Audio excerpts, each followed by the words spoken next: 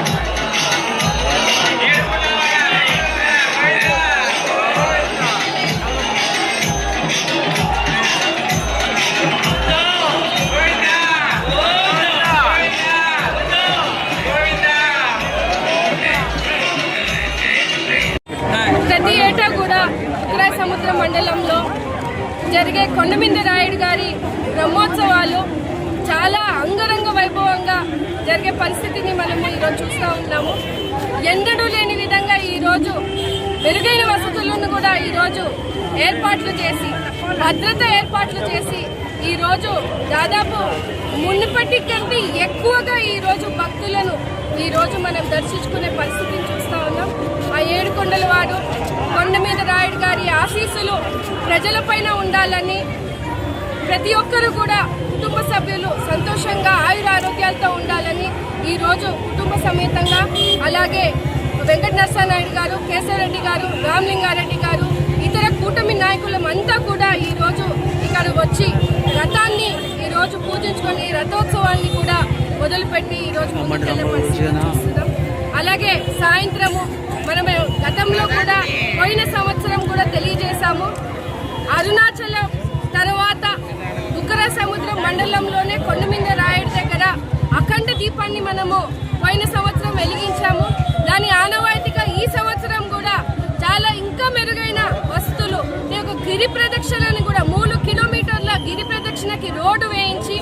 ఈరోజు దాదాపు కొండ మీద వరకు కూడా 86 లైట్లను కూడా మనము ఈరోజు దాతల సహాయంతో ఈరోజు ఏర్పాట్లు చేసుకొని చాలా అద్భుతంగా ఈ బ్రహ్మోత్సవాల్ని తీసుకెళ్లే పరిస్థితిని చూస్తూ ఉన్నాం.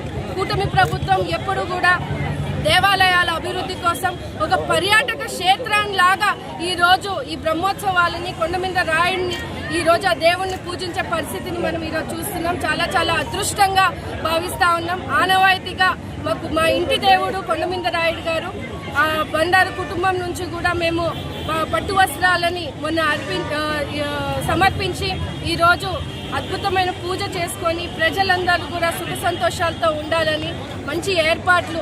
ఎందుకంటే మనం చూసుకుంటే గత సంవత్సరాలు ఎప్పుడూ కూడా తూతు మంత్రం కింద జరిగే పరిస్థితిని ఈరోజు ఒక పద్ధతి ప్రకారంగా అన్ని ఏర్పాట్లను ఈరోజు ప్రజలకు అన్ని సౌకర్యాలు అందించే విధంగా కూడా తీసుకుందాం.